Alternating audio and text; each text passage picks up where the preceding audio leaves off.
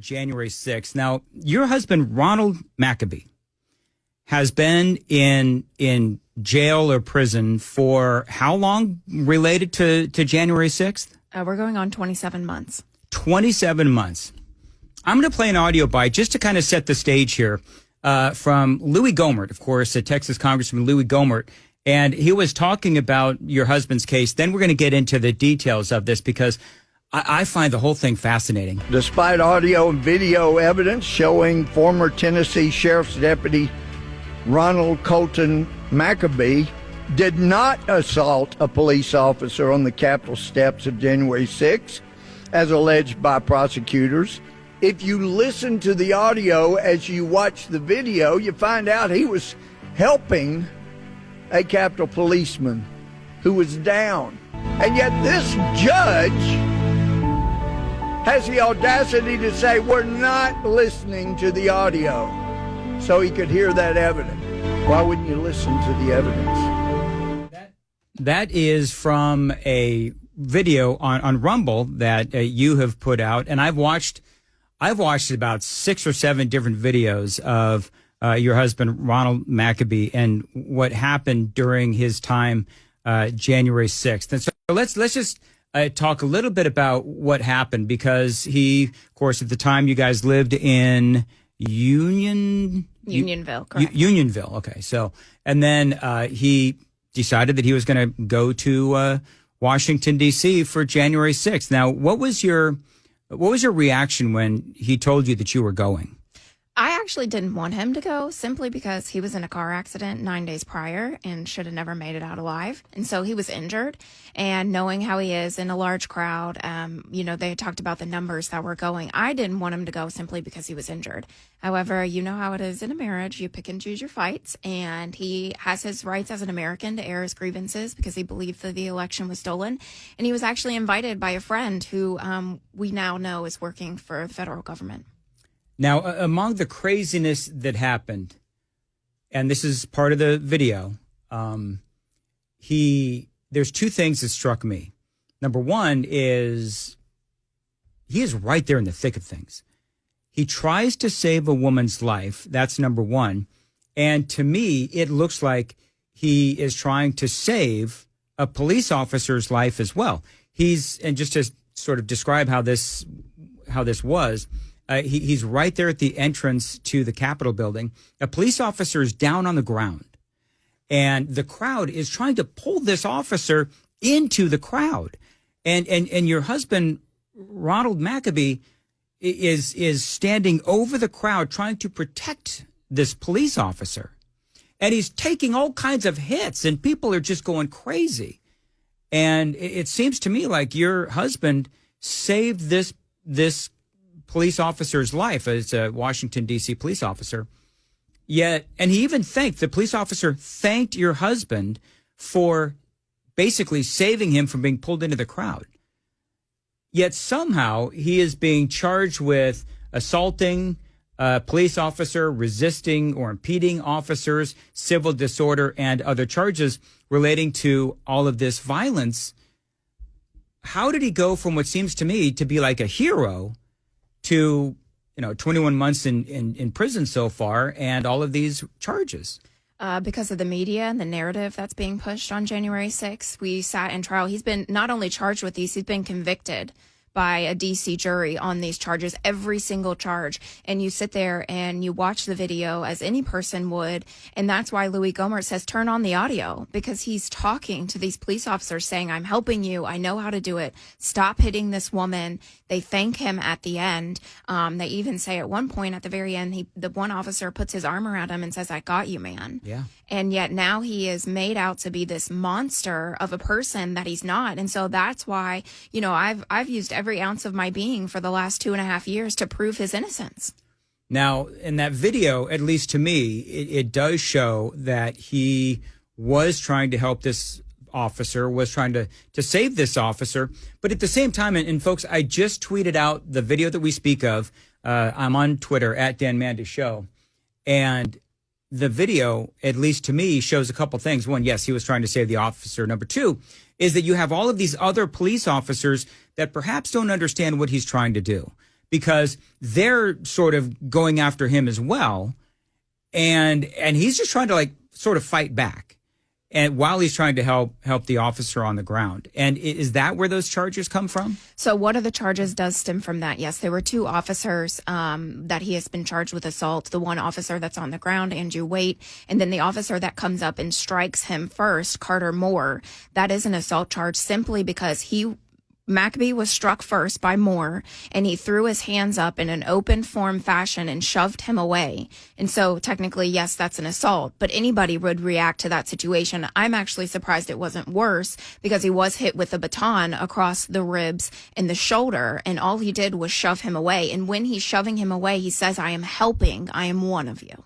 And he did admit to assaulting a police officer, among other things. And was that sort of a plea agreement? It was no agreement. He would not take a plea agreement from the government. And so he just simply went in before trial and said, "I will admit to the things that I did. I'm a police officer. I know that technically falls under assault, even though it is a reaction." He was a Williamson County Sheriff's deputy. Correct. And so I think, is that part of why he ended up like in the middle of the scrum? And again, go see the video on my Twitter feed at Dan Mandis Show. When he called you, after all of this was going on, I believe that he'd been pepper sprayed. Mm-hmm. I mean, he had been through hell and back. He had been hit, too, by a baton in the head. His head was cracked open. And I think he says that during the video that he believes that he broke his shoulder as well. His shoulder was broken. And yes. you can hear, and I feel like I'm going back to this because when I saw the video, it is so at least evident to me that he was trying to help this police officer. Louis Gohmert, the congressman, I just played the audio from him, and he sees it too. It does feel like there's a bit of a travesty of justice going on. And he has been sitting in, they held him on pretrial. Mm-hmm. So he's been, how long was he in, was it prison or jail? But how long was it before he actually faced any charges? So they charged him immediately on an indictment, but he waited 26 months to go to trial. 26 months? That is crazy.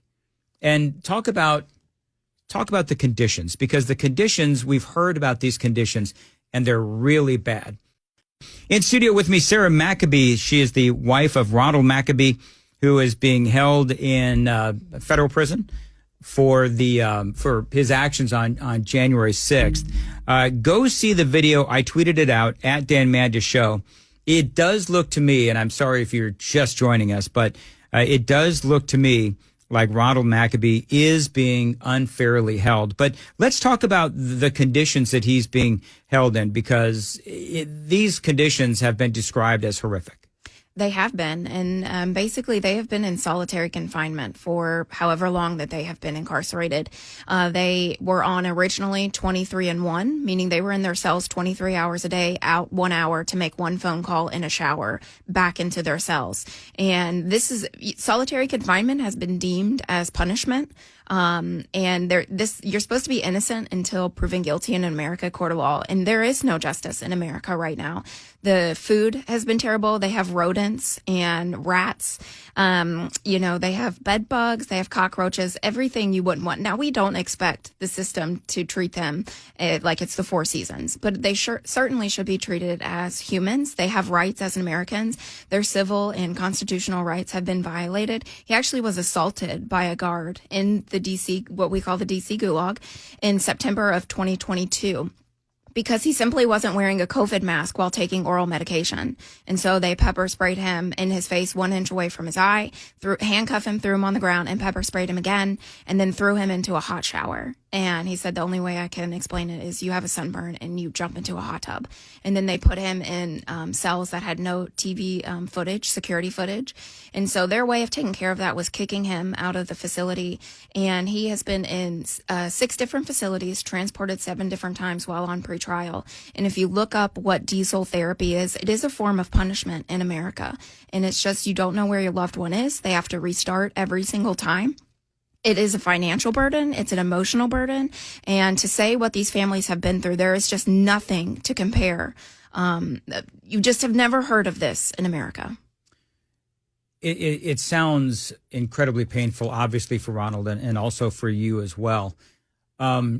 He went for January 6th, and a lot of people on the left say that Donald Trump inspired and I'm air quoting here, the insurrection on January 6th. Where does Ronald lie on all of that? Was he inspired by Donald Trump? Did he go there thinking there might be trouble? What was his state of mind?